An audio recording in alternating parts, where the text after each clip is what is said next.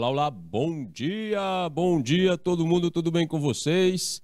Sejam bem-vindos mais uma vez para a nossa aula de arte aqui no Canal Educação. Professor Adeildo com vocês mais uma vez. Hoje é sexta-feira, dia 12 de agosto, e a gente vai dar continuidade aqui aos nossos estudos sobre o corpo na arte, a representação do corpo na arte e o desenvolvimento dessa representação ao longo do tempo. A gente vai entender como é que cada civilização, cada sociedade ao longo do tempo se preocupou, certo, em representar o corpo e como as influências políticas, religiosas, sociais exerceram o seu poder sobre isso. Vamos lá então, 12 de agosto, o corpo na arte ao longo do tempo. A gente vai começar aqui falando um pouco sobre a pré-história, claro, certo? Segundo o nosso texto, olha aí o pessoal aqui da pré-história na interpretação do artista abatendo o mamute. Bom, nem sempre o corpo físico gozou do status que possui hoje. Ou seja, pertenceu exclusivamente à pessoa. Exatamente, nem sempre. A gente tem uma ideia muito clara hoje, meu corpo é meu corpo me pertence. Tem aquela história, né? Meu corpo, minhas regras, só que nem sempre foi assim, certo? A gente hoje é capaz de modelar o nosso corpo segundo os nossos desejos. Bom, a sua história através dos tempos mostra-nos como serviu aos mais díspares interesses, ou seja, aos mais diferentes interesses, que eram mutáveis de acordo com a visão de cada época. Bom, em suma, o corpo era escravo da cultura dominante. O corpo era escravo da cultura dominante. E a gente está falando aqui do passar de muitos séculos. Então a sociedade se desenvolve, se organiza, se reorganiza, muda as ideias e as visões sobre como a mesma sociedade deve ser gerida. A relação entre as pessoas e entre as diferentes comunidades também vão mudando. A cultura vai se construindo e vai mudando também, e uma vai dominando a outra. E nesse cenário, certo, o corpo vai sendo escravo dessa cultura dominante.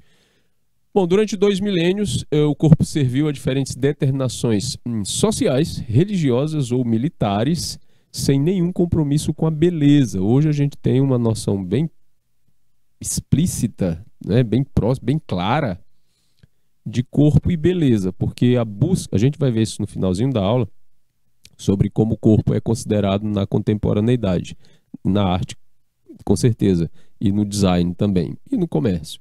Então hoje a relação maior é com a beleza, mas antes sem compromisso nenhum com essa beleza, certo? Que hoje é tão arduamente buscada. E também responsável por muitos atalhos perigosos, muitas vezes levando à morte. Olha lá. Na pré-história, isso aqui eu dei uma pincelada sobre isso na aula passada, vocês lembram? Os nossos antepassados,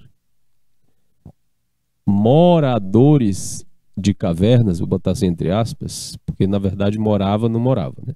Preocupavam-se apenas em sobreviver. O negócio era acordar de manhã, procurar o que comer, continuar vivendo, deu fome, procurar o que comer de novo, cuidar da prole e se defender.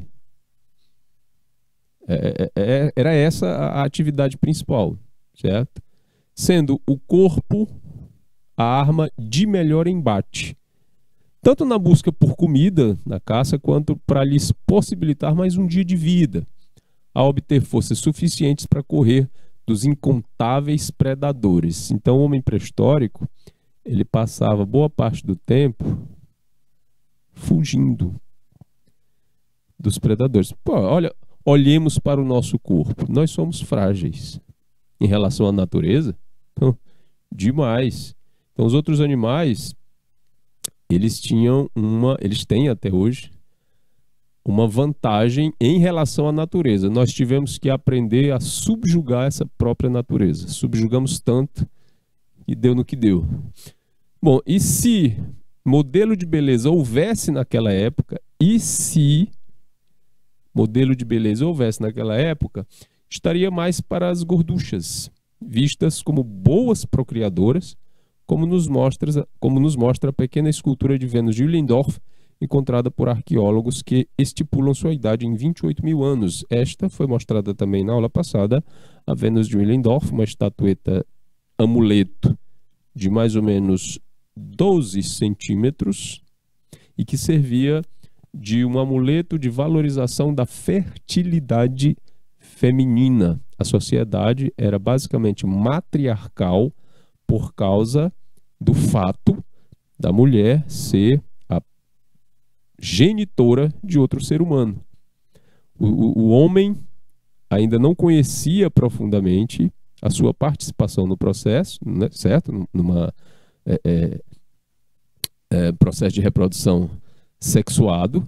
Então ele achava que não, que mulher tinha o poder sozinha, não é, de gerar outro ser humano. Então elas tinham uma valorização dessa questão de colocar esforços para fazer amuletos que dessem, de certa forma, uma comunicação com o além, né, com as forças da natureza, para que essa mulher continuasse fértil. Por que era importante continuar fértil? Porque, olha só, precisava de quê? De caça, precisava de mais gente para catar mais coisa para comer, para caçar, para se defender. E quanto mais gente tivesse, quanto mais filhos nascessem, melhor. Certo? Embora a taxa de mortalidade infantil fosse altíssima. E a esperança de vida também. A gente fala muito disso de pré-história, mas fala-se pouco que o ser humano pré-histórico vivia em média. A esperança de vida era de 25 anos estourando. Não significa dizer que não havia idosos, mas eram raríssimos. Vamos lá. Saindo da pré-história e indo para a Grécia, assim dando um pulo no tempo, né? A Grécia de 1200 a.C. era famosa por seus ginásios, onde se dava a formação masculina desde criança. O corpo tinha que ser forte para ser um bom soldado e participar das competições dos jogos públicos, principalmente na cidade de Esparta. Ali também havia preocupação com a mente, sendo estudadas as matérias de literatura, música e filosofia. Estudando literatura, ele já tinha um embasamento bem grande. Estudando música, ele já aguçava tanto a parte artística quanto matemática, porque música é matemática. E estudando filosofia, ele estudava tudo, porque filosofia é a ciência do amor pela sabedoria. Então ele ia não só parar para pensar e raciocinar e refletir, mas também estudar os fatos naturais.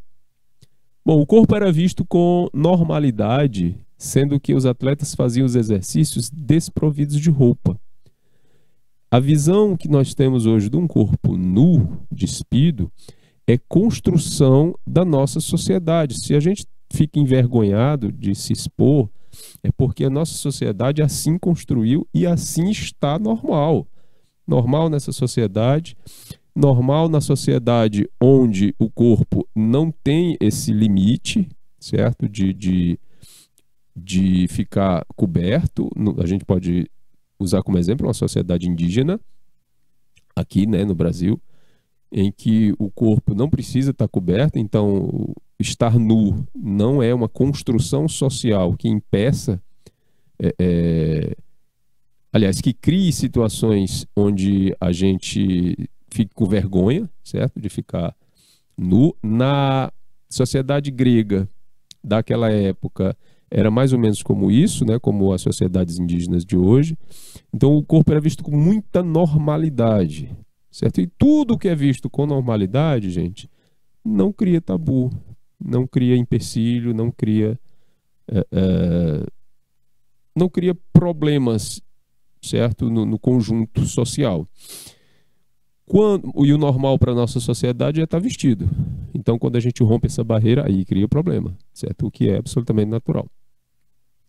Bom, o corpo era visto com normalidade, né? Sendo que os atletas faziam os exercícios desprovidos de roupa. Também o Império Romano tinha preocupação com a formação física. Além dos gregos, o Império Romano tinha preocupação com a formação física dos soldados. Claro, o soldado tinha que estar com a energia em dia, certo? Com o corpo em forma para poder lutar. Importante para garantir grandes vitórias bélicas. Ao comparar a vida dos gregos naquela época, vemos como houve um retrocesso na vida dos homens e mulheres. Hoje existe uma busca exacerbada pela malhação, enquanto a formação intelectual evaporou-se. Literatura, filosofia, música, o que é isso? Isso aí fazendo um comparativo com hoje. Mas assim, não é... O texto parece até um pouco radical nesse sentido, mas não é tão por conta que houve um esquecimento. Na idade adulta, a gente já passou por um histórico escolar desde pequenininho. Então a gente já vem se estudando, aprendendo, e isso foi mais diluído, certo? Na nossa vida. Quando a gente chega na idade adulta, ou a partir da adolescência, a gente encara certas situações em que a gente para e pensa, não, eu preciso agora, influenciado por alguma linha de pensamento, preciso agora procurar uma forma física que atenda aquilo que eu quero. Aí vai para a academia, vai seguir alguns conselhos sobre exercício físico, vai correr, vai fazer alguma coisa. Alguns tomam remédio, né, para se moldar esse processo. É claro que nesse processo também, e coletivamente, a valorização do desenvolvimento do cérebro, da cabeça, do intelecto, vai ficando um pouquinho de lado, certo? Eita, que eu não dei bom dia para ninguém hoje diretamente. Bom dia, Herbert Medeiros. Bom dia, W_15. Bom dia, o pessoal que está aqui com a gente. Bom dia, Fernando Alonso. Ele já começou bem, letras garrafais. Muito obrigado, bom dia. Vamos lá, então. Grécia, Roma. Aqui a gente tem dois elementos interessantes aqui quando ele fala da preparação do corpo físico e do corpo intelectual, né, grego, né, o guerreiro espartano e o filósofo. Vamos adiante. Saindo da Grécia para a Idade Média. A Idade Média, eu sempre falo, né, foi aquele período que durou bem pouquinho, durou só quase 1000 anos, de 476 a 1453. Eu repito o tempo todo que é para não esquecer. A Idade Média foi um tempo de reclusão e castigo para o corpo. Sim, castigo. A religião amordaçou ao elegê-lo como sagrado. Então, na Idade Média, o corpo passou a ser uma coisa sagrada, passou a ser encarado como templo. Ok? Templo. E, nesse sentido, determinou que o casal devesse usá-lo apenas com o fim de procriação. Além mesmo, as posições sexuais estavam sujeitas ao julgamento da igreja, né? Todo aquele que não se limitasse ao conhecido papai e mamãe era tido como bestial e, consequentemente, pecaminosa. Até as preliminares do ato sexual estavam sob o jugo da religião. O homem deveria depositar o sêmen dentro do cálice vaginal apenas. Evitar filhos era pecado e a mulher era vedado ficar por cima, etc, etc, porque o homem era o chefe da família. Tal posição depunha contra, né, o macho, entre aspas. E as mãos, né, não tinham função durante o ato sexual, mas era pecado provocar ejaculação com toques indecorosos. Também não se podia negar o sexo, o que constituía um pecado, a não ser que a mulher se encontrasse visivelmente doente. Então a gente percebe aí no texto que na época da Idade Média, a visão central da coisa era o corpo como templo e a questão do pecado, né, da relação sexual. Só isso, não se falou em outra coisa, na igreja não tinha um problema aí, esse negócio. A igreja também emperrou o andar da ciência na Idade Média, ao proibir que cadáveres fossem dissecados e estudados. Ora, se o corpo era templo, se o corpo era sagrado, ele também não podia ser, e fugiu a palavra, desrespeitado depois da morte. A Keilane ficou vermelha com o texto. Desculpa, Keilane, bom dia. Certo? Não poderia ser desrespeitado depois da morte, de jeito nenhum. Porque constituía pecado grave abrir o corpo onde se encontrava a casa do divino. Se não podia fazer uma dissecação, então não haveria como, né, os cientistas estudarem o processo de funcionamento do corpo, e a medicina ficou, né, travada por muito tempo em seu desenvolvimento aí nesse período. Ok? Bom dia, Tailane. O que acontece? Não havendo desenvolvimento da medicina, as doenças passaram, né, a se alastrar muito mais, porque não havia orientação sobre como lidar com isso aí. E ao mesmo tempo em que as medicinas alternativas, né, a lida com plantas medicinais, com chás, com outras coisas desse tipo, não poderiam ser exercidas pelas mulheres, que era que estavam mais tempo em casa, que era quem tinha mais traquejo para lidar com isso aí, porque as mulheres que lidavam com isso eram consideradas bruxas e deveriam ser queimadas. Aí você imagina como é que foi a Idade Média na Europa durante esses quase 1000 anos. Muito simples, morreu muita gente. A taxa de mortalidade era muito alta, principalmente a infantil. Doença de todo jeito, aí a gente vê a questão da peste negra naquele tempo, etc, etc, etc. Bom, em suma, todas as maravilhas herdadas dos gregos foram jogadas por terra. Tudo aquilo de ciência, de orientação, de filosofia, de conhecimento. Inclusive, os hábitos de higiene e os cuidados relativos à saúde, porque era pecado se tocar. Para você se lavar, você tem que se tocar. E a igreja condenava isso como pecado mortal. Então, os hábitos de higiene caíram assim vertiginosamente na Europa naquele tempo. Tanto que no final da Idade Média, né, no Renascimento, com as grandes navegações e com o contato do homem europeu com outras civilizações, no caso aqui do nosso lado com os indígenas, há muitos relatos de indígenas registrados por historiadores que diziam que, abre aspas, o homem europeu cheira como um cadáver, fecha aspas. E também é notório a informação, né, é sabido, é conhecimento de todo mundo, a informação de que o homem europeu daquela época tomava banho muito pouco, uma vez por ano. Na maioria, uma vez por ano. Imagina esse corpo. Imagina a quantidade inimaginável hoje, né? Ontem eu estava vendo um vídeo sobre uma médica dermatologista falando de infestação de piolhos e o cuidado que a gente deve ter com a higiene das pálpebras. Eu nem sabia que a gente podia ter ácaro ou piolho nas pálpebras. E ela mostrou umas imagens até impressionantes sobre isso. E inflamações nas pálpebras, nos cílios, né? Que é um lugar assim, do olho que tem pouco pelo, mas tem pelo e pode acontecer isso.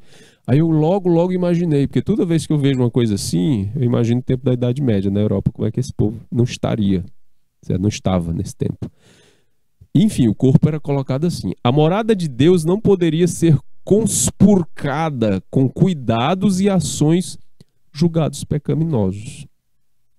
Gente, lavar o cabelo, se lavar, se limpar, não podia. Isso era pecado. Então deveria continuar, no bom latim, né? In natura. Embora os padres, né, os bispos, os chefes da igreja, se mantivessem, né, limpinhos para não adoecer. Certo? Então eles não poderiam receber nenhum laivo de conservantes. Tudo era visto com o intuito de macular a morada do divino.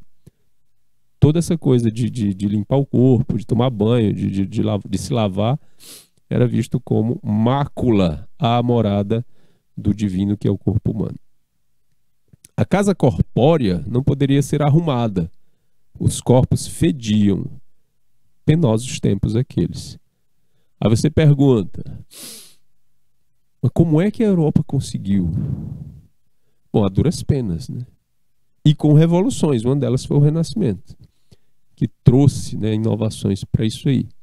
A chegada do Renascimento, que corajosamente passou a beber das fontes, né, da Antiguidade Clássica, ou seja, eles revisaram, né, colocaram em prática os ensinamentos aprendidos com os gregos e romanos, certo? É o que a gente vai chamar de Antiguidade Clássica. Traz perfume e beleza ao corpo, cujos poros entupidos de sujeira começaram a respirar com o retorno aos valores humanistas e artísticos. Para vocês terem uma ideia, coçar o ouvido, por exemplo, tem aquela coceirinha que dá na orelha da gente, que às vezes a gente procura qualquer coisa para enfiar no ouvido, não é indicado. É indicado que você coloque o dedo mindinho, dedo mínimo, certo? E aí fique girando para tentar acabar com a coceira. Mas a gente não tem jeito, né? A gente arruma uma presilha, um bocal de caneta, um cotonete. Não pode, porque machuca, porque pode causar inflamação. Mas a gente dá um jeito. Mas é bom coçar o ouvido. Às vezes que a gente coça o ouvido que fica batendo a perna no chão. Naquele tempo, esse pequeno prazer de coçar o ouvido também era considerado uma mácula ao transporte da alma, que é o corpo. Aí veio um pensamento, junto aqui com os pensamentos humanistas, certo? Veio um pensamento de que o prazer corporal também era uma coisa boa, veio junto com o Renascimento, certo? E esse pensamento libertou mais as pessoas que não ficavam mais preocupadas com a culpa de coçar o ouvido, gente. Bom, esse movimento passa a deixar o cativeiro religioso e ser fonte de beleza e vida, sendo representado por deusas, ninfas e outros elementos da mitologia grega. O Botticelli imortaliza a sua obra com o Nascimento de Vênus, que a gente viu na aula passada, e assim o fazem muitos outros artistas da Renascença, como o Donatello, que esculpiu em bronze essa peça que vocês estão vendo do lado. Então, gente, é a partir daí do Renascimento que vão se retomar a valorização do corpo, e é a partir daí que a gente vai ver muito mais pintura e escultura nos moldes gregos e com o corpo nu. Aqui essa escultura é a representação de Davi, sim, o Davi bíblico, na visão do Donatello. É um garoto, adolescente, porque o Davi tinha 16 anos, né? Não era um adolescente, o Davi do conto bíblico, que derrotou o gigante Golias. Como foi que ele fez isso? Com uma pedrada na cabeça. Mas como foi que ele jogou esta pedra? Ele usava uma funda. Aqui na representação do Donatello, esse Davi não está carregando a funda, que é uma lançadeira de pedra, né, de couro. Ele está segurando uma espada e ele está pisando em cima da cabeça do gigante. A escultura do Donatello é diferente da escultura do Michelangelo, porque o Michelangelo traz um Davi, nós vamos já ver aqui a diferença, completamente diferente desse aí. Esse aqui parte logo da narrativa de que o Davi matou o Golias cortando-lhe a cabeça com a espada. Primeiro ele derruba com a pedrada, depois ele vai lá, tira a própria espada do Golias e corta a cabeça dele fora. Mas essa parte aí a gente não vê no conto dominical para não assustar as crianças. Bom, os grilhões da escravidão religiosa do corpo vão sendo quebrados. Leonardo da Vinci transforma-se num dos maiores anatomistas do período. A gente viu a obra de anatomia dele aqui na aula passada. A ciência começa a libertar-se. Cadáveres são dissecados, órgãos, ossos e músculos estudados. Grandes descobertas são feitas. A valorização do corpo na arte continua com a obra do Michelangelo, aqui. Esse aqui é o Davi de Michelangelo. Veja como ele é mais velho, né? Mas não tem mais o corpinho do adolescente magrinho. Aqui a maioria dos meninos de 16 anos são assim, ó, hoje. Principalmente os brancos. Fininhos, magrinhos. Aqui o Michelangelo faz um homem adulto, praticamente, com uma funda, segurando a funda aqui no ombro. Ele não coloca nenhuma menção da morte do gigante Golias. Aqui também uma valorização da questão corporal, né, com a linguagem, né, que voltou a ecoar da valorização do corpo pelos gregos e romanos. O Renascimento muda o curso da história do corpo, que ganha até proporções através do homem vitruviano, que nós vimos na aula passada. Seus pintores e escultores despem anjos, santos e deuses. Todo mundo fica pelado, ou minimamente vestido, né? Heróis gregos e bíblicos, como o caso aqui do Davi. E até Jesus Cristo só tem muitas vezes o corpo coberto por um ínfimo véu. Aí aqui a gente vê, nessa pintura renascentista, Jesus Cristo com o manto no ombro e na frente, né, do pubis apenas. Os músculos na arte são trazidos à vista. A região púbica não mais escandaliza. A coisa começa a ser vista com normalidade. Vejam bem, não é uma erotização de forma alguma. É uma normalização do corpo como corpo mesmo. Como uma coisa natural, como criação divina. A maior criação divina, que é o corpo. Essa era a colocação da visão do Renascimento. Nenhum tipo de erotização, mas na verdade uma valorização do corpo como uma coisa natural. Certo? E olhar para o corpo de maneira natural tranquiliza. E a intenção era essa, tranquilizar. E não tirar, né, inquietar ninguém. Lógico que no início, para os mais conservadores, para aqueles entregues ao processo de compreensão, né, da igreja medieval sobre o corpo como fonte de pecado, foi uma coisa inquietante. Mas para aqueles que não defendiam essa situação e que achavam que o corpo realmente deveria ser visto como uma coisa natural, foi libertador. Ok? Michelangelo expõe aos olhos do mundo o seu escultural Davi. Essa peça tem 4,10 metros de altura, fora o púlpito, e foi esculpida num único bloco de mármore. A questão é que, depois do Renascimento, ficou-se na cabeça das pessoas, no imaginário geral, de que todas as estátuas gregas e romanas eram assim, de puro mármore, e pronto, mármore branco. A gente vai ver mais na frente que não era bem assim.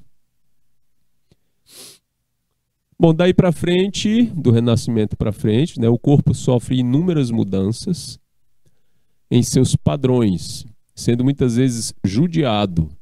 A musculação agiganta os músculos ou os deforma, segundo alguns. Vem também a fase da busca pela magreza doentia, com riscos de morte para o indefeso corpo, sujeito à anorexia e à bulimia. Os fast foods entram na competição com o avultamento e aviltamento do corpo. Por ora, são os últimos na dianteira da parada, pois em todo o mundo as pessoas engordam abusivamente, não aquela por problemas de saúde. Ser viciadas pela gula. Professor, quando a gente almoça 3 vezes é porque a gente tem gula, é bom você fazer uma análise, tá? Tem aquela história da pessoa, tem um meme que diz assim, a pessoa, eu queria ser dessas pessoas que quando ficam tristes não vão ler um livro. Eu janto 3 vezes. É aquela coisa do consumir para poder se sentir feliz, e a gente acaba fazendo isso, né? As indústrias de alimentos também não ajudam, né? Elas deitam e rolam. Muitas delas colocando componentes viciantes nessas comidas, né? Nesses fast food. Você gosta de Coca-Cola? Eu também. Agora, por que a gente gosta de Coca-Cola? Não sei. É bom, mas isso é bom gelado. Já experimentou quente? Não presta. Deve ter alguma coisa lá. Não só Coca-Cola. É preciso vender mais e mais. E o corpo? Corpo que exploda. Essa aqui é a fonte de pesquisa Corpos de Passagem, né, da Denise Bernudes de Santana, Políticas do Corpo também dela, o texto, Aventuras da História da Editora Abril, História da Vida Privada da Companhia das Letras. E aqui, né, gente, eu vejo essas imagens de sanduíche assim, fico imaginando, a pessoa não come isso de uma bocada só. Mas é uma coisa, né, muito, muito divulgada. Bom, o nosso texto vai até aqui e agora a gente vai analisar as imagens do corpo, de como o corpo era representado na história, né, no tempo. Aí a gente volta um pouquinho na pré-história para mostrar a Vênus de Brackenpuy. É uma das primeiras caracterizações de representação do corpo. E aí ela já traz, não é, uma leitura cultural da forma de como o cabelo era penteado, organizado, né, como o cabelo era ornamentado. É uma peça simples, ela está quebrada, claro, nessa tá a cabeça, feita de uma peça de osso esculpida aí à mão. Vênus de Brackenpuy. Essas peças de escultura pré-histórica feminina são chamadas de Vênus fazendo relação com as Vênus gregas. E a função delas era como amuletos de fertilidade. As meninas, e quando a gente fala de pré-história, gente, a gente fala de meninas mesmo. Qual é a idade, no geral, em que as meninas já estão maduras para gerar outra criança? Quando eu falo madura, não é cabeça, o corpo. Ou seja, tem a ver com a questão do ciclo menstrual. Por volta dos 11, 12 anos, né? 10, 11, 12 anos. Pois é, na pré-história, isso era encarado com naturalidade máxima. Ou seja, era instintivo. A menina já estava dentro do seu período fértil, já estava no seu ciclo menstrual, então eles já entendiam que ela poderia ter um filho. Então as relações aconteciam muito cedo, instintiva mesmo. E a mulher passava boa parte não, o resto da vida grávida. Porque era copulando e tendo filho, ela quase não passava menstruada, digamos assim, porque não demorava de um para outro, certo? E isso era importante, ter filhos era muito importante. E quando a mulher não tinha, ou demorava, ou tinha problemas de fertilidade, eles faziam esses amuletos, né, para que ela os carregasse com ela. Então a gente vai perceber vários tipos de Vênus, não só aquela de Willendorf. Vamos ter a Vênus de Downey, com esse formato aqui, a Vênus de Grimaldi e a Vênus de Hohlfels. Em todas elas, a gente vai ver um expressionismo da fertilidade. Ou seja, a mulher, quando ela está grávida, ela vai, e depois de ter o filho, ela vai amamentar. Então a gente percebe aí uma interpretação, né, dos seios bem avantajados. A Vênus de Hohlfels tem inclusive uma cabeça mínima, pequenininha, porque a representação do indivíduo, né, não era importante. Então as cabeças elas não têm característica. Ok? Outro ponto da interpretação da fertilidade nesse tipo de escultura são as ancas largas, né? A gente vê aqui, vê na Vênus de Willendorf também. É aqui o quadril ou as nádegas, né? Bem largas aqui, a barriga também. Certo? E a genitália. A Vênus de Hohlfels, né? Parece que tem, dentre as que a gente mostrou, tem a maior genitália. Para quê? Para fazer a representação da importância do corpo feminino na procriação. E na pré-história, isso era extremamente importante, mas era visto apenas assim, apenas para isso. Aí muitas vezes alguém chega e diz, não, porque naquele tempo a mulher gordinha era gordinha entre aspas, né? Porque é uma maneira até pejorativa de dizer. Mas a mulher que tinha, né, massa, mulher engordecida pelas situações, é que era considerada bonita. Não tinha uma visão do que era belo e do que não era na pré-história. Não era uma questão de beleza, era uma questão de prática, da questão do trabalho de fertilidade, né, da visão da fertilidade. Então precisava ter seios fartos e ancas largas para poder parir bem, parir direito, amamentar direito, esse tipo de coisa. Era uma questão de sobrevivência. Ok? Pré-história, o corpo era representado assim. Na Babilônia, né, e no Egito, a gente vai encontrar a representação parecida. É uma representação onde o corpo é visto como algo espiritualizado e ele vai obedecer uma representação geométrica com uma lateralização ou uma frontalização. Isso a gente vai chamar de lei da frontalidade. Eu falei isso na aula passada e dei um exemplo só, mas eu não tinha trazido para vocês o exemplo daqueles povos da região entre o Tigre e o Eufrates, né, do Oriente Próximo, como a Babilônia, por exemplo. Então, enquanto a gente tem aqui esse homem dessa cultura não egípcia, né, barbudo e tudo, com uma representação lateral do corpo, os pés aqui, das mãos também, mas frontalizado do tronco, a gente vai encontrar a semelhança aqui. No Egito, lateralização das mãos, dos ombros, frontalização do tronco, lateralização dos pés e da cabeça. Isso era uma regra de representação.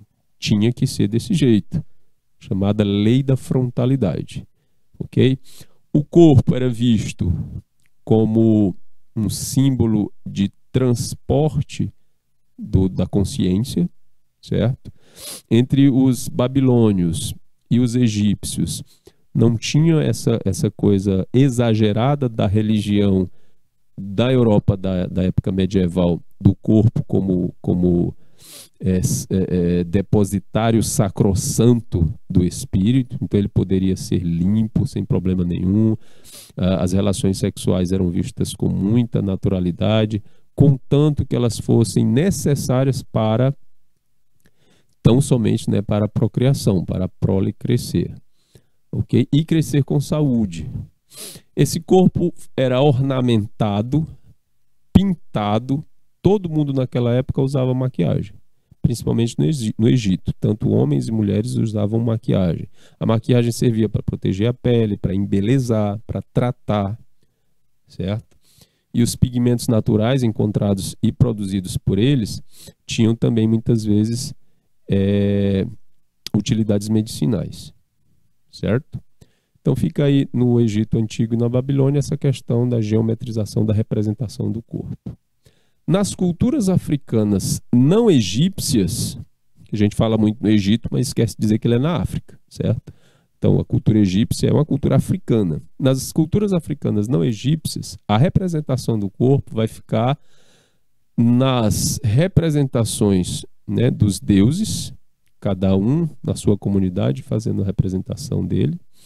No caso aqui a gente tem de corpo inteiro, ou com cabeça tripla, uma de cada lado e a outra em cima. Ou as máscaras cerimoniais. Aliás, a máscara cerimonial é um elemento fortíssimo das culturas africanas não egípcias, tanto da centro-africana quanto do sul da África e naquela região também próxima à costa de Madagascar, né, na costa da África, que fica de frente para a ilha de Madagascar. Então, a máscara representa a própria comunidade, representa o corpo no seu portal de entrada de luz, que são os olhos. Então, a máscara africana vai ser muito presente. Ela pode ser de representação mais abstrativa, como essa daqui, né, do corpo, esse aqui também, ou no caso dessa máscara, uma representação um pouco mais naturalística. Certo?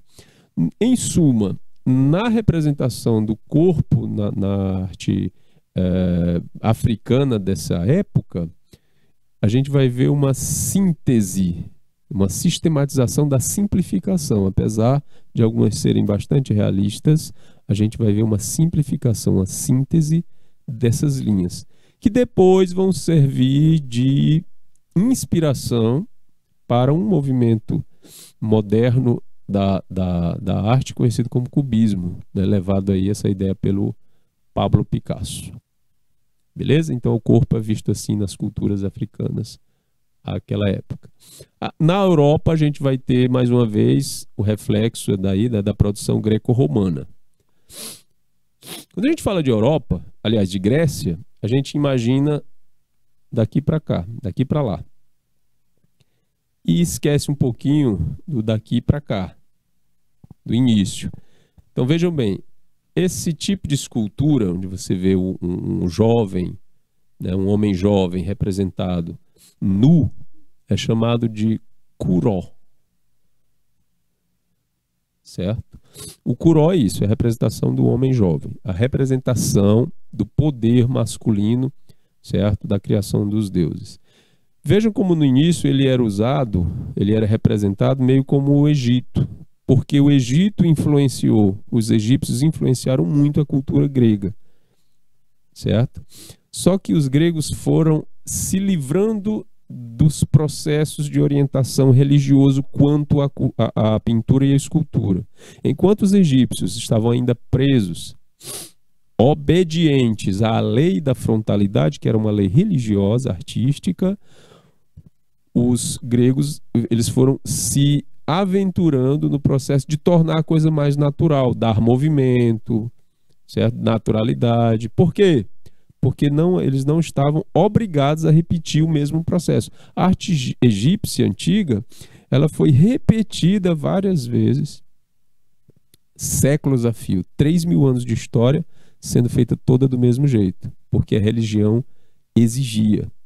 Aqui não, eles foram mais livres, o artista tinha mais liberdade para ir repensar seu processo. Então aqui no primeiro kuró, ele ainda tem essa frontalidade, um passo adiante só, as mãos seguras no resto do corpo. Aqui há um desenvolvimento, né, uma busca de uma naturalidade maior. Aí isso vai crescendo.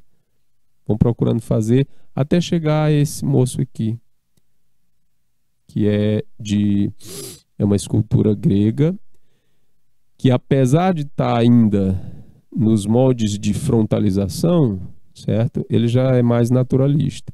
Aí vem o doríforo.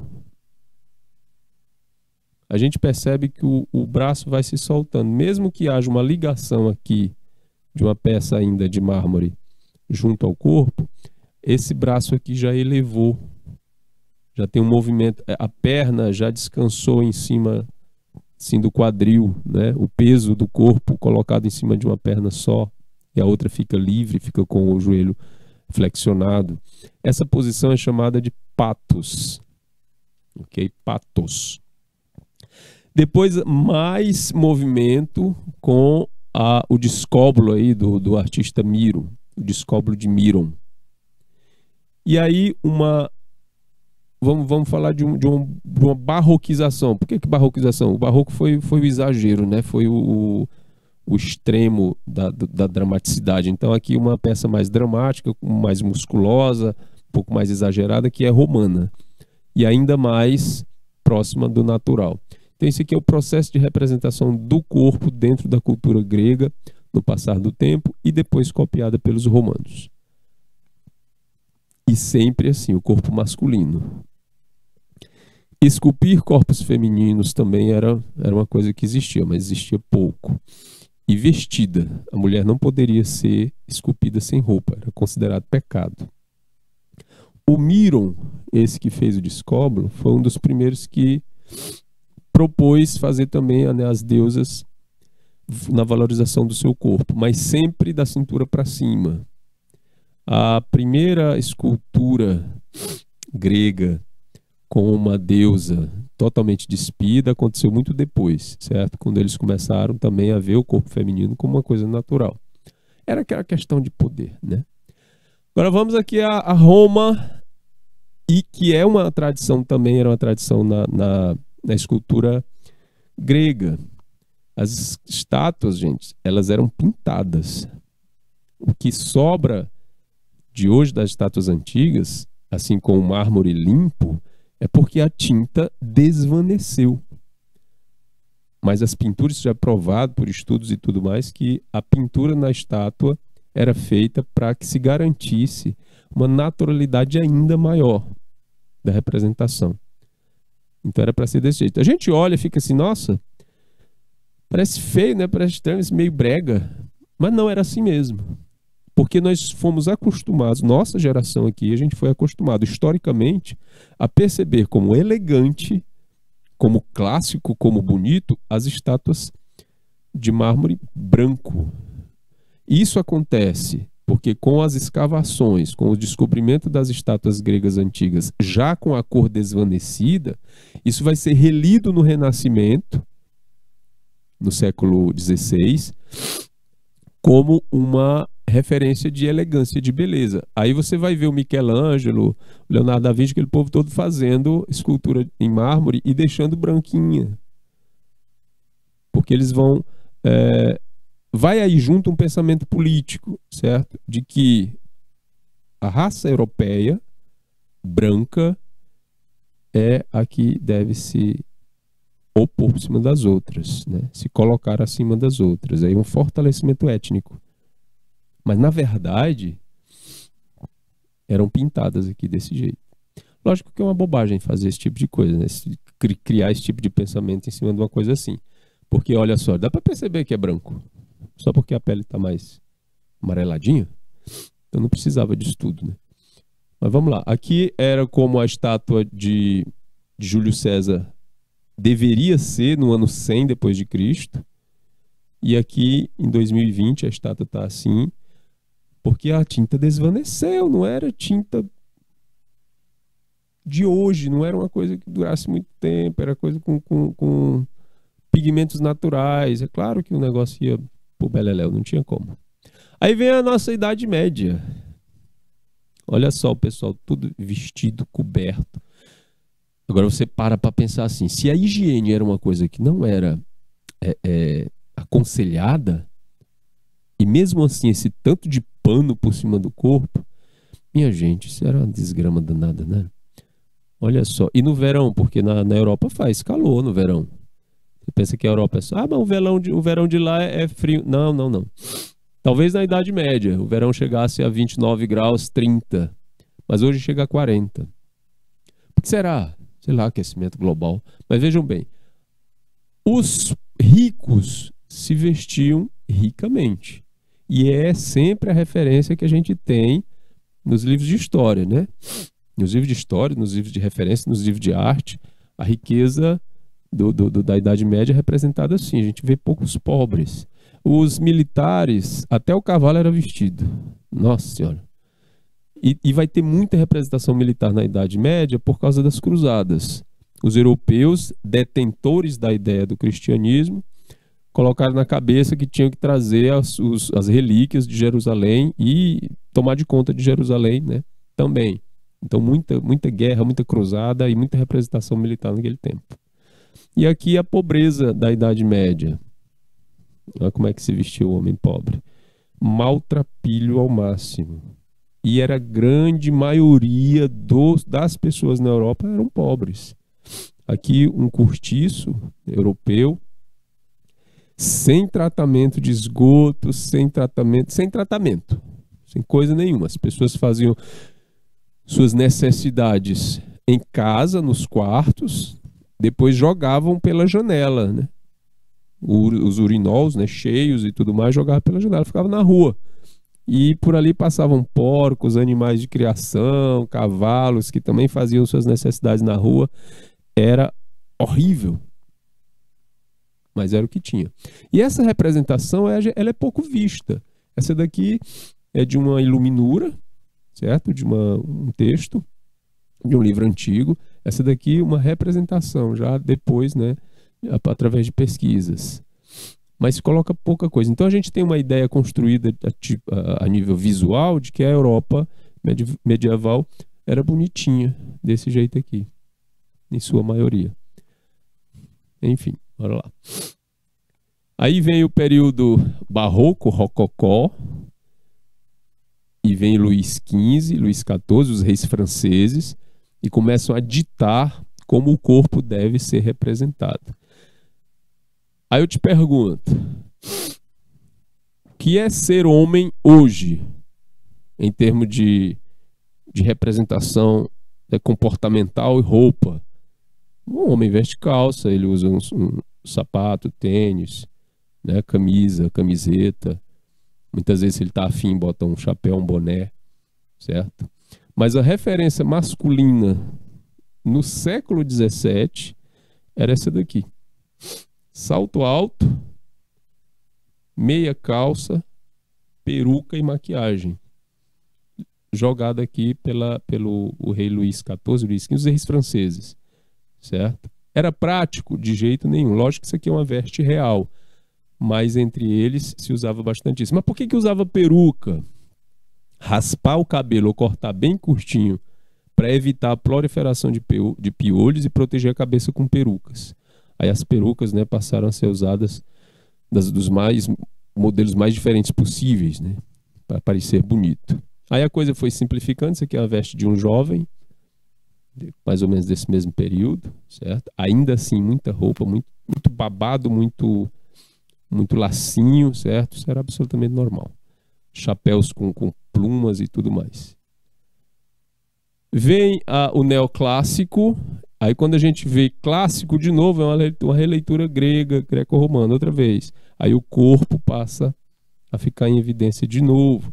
Há uma simplicidade maior na questão da veste masculina outra vez. Já se dispõe ali, né? Já se despe da peruca. O corpo da mulher entra em evidência de novo. Mas assim, essa mulher aqui ou é uma ninfa ou é uma deusa. Então tá tudo bem ela ser representada. A sociedade via desse jeito, não, pode, não tem problema. Ela tá nua, mas ela é uma deusa, ela é uma ninfa. Não podia ser a representação de uma mulher comum, de uma mãe de família. Não poderia ser de jeito nenhum. Então para a arte estava ok, para a sociedade estava beleza. O romantismo vai trazer a figura feminina nessa mesma leitura, certo? De valorização, mas aí da mulher comum e não das deusas e das ninfas. Aí a gente já percebe que elas estão vestidinhas direitinho, como devia ser para a época, certo?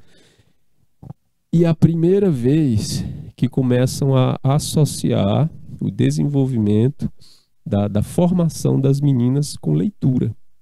Mas sempre aquele posicionamento do corpo feminino como delicado, como ligado à natureza, certo? Como despreocupado, esperando o príncipe encantado. Então a visão da sociedade sobre a mulher passa a ser essa e a arte acompanha. Vem o realismo, a gente já vê uma coisa mais, né? Trabalhadores, ações normais do dia a dia, né? Tanto a mulher como o homem, homens comuns, mulheres comuns, agricultores, a visão voltada para o dia a dia, para a realidade. As pessoas comuns passam a ser referência para obras de arte. Não mais só deusas, ninfas, imperadores e pessoas importantes. Gente comum. E o trabalho passa a ser também uma referência para a representação. O corpo trabalhando. Eu vou aqui rapidinho, porque o tempo está passando.